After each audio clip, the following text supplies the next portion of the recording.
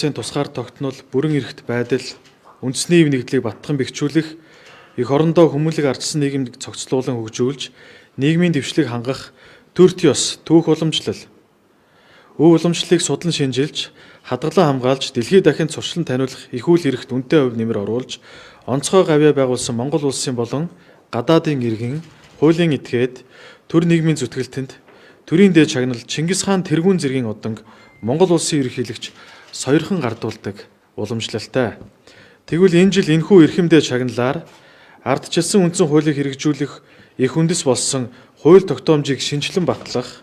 Монгол улсад хууль зүйн боловсролтой мэргэжилтэн бэлтгэх, үндэсний эрх зүйн тогтолцоо, хууль зүйн шинжилгээ ухааныг хөгжүүлэхэд оруулсан үнэтэй хувь нэмэр хийгээд их эзэн Чингис хааны дэлхийд дахин шударгаас инхийг тогтоосон их үйл хэрэг Гарамгаа гавьяаг сурвалжлан судлахад олон жилийн нөр их хөдөлмөр зүтгэлээ зориулж, эх оронч үндэсний үзлийг төлөвшүүлэх олон арван бүтээл туурвин, шинжилгээ ухааны болон сургалт судалгааны эргэлтэд оруулсныг өндрөөр үнэлэн, эрхэм үндэд академич Содов сүрэнгийн наран гэрлийг Монгол улсын төрийн эрхэм дээд шагнал Чингис хаан тэргүүн зэргийн одонгоор шагнан алдаршуулахаар шийдвэрлэснийг та бүхэндээ дуулгая.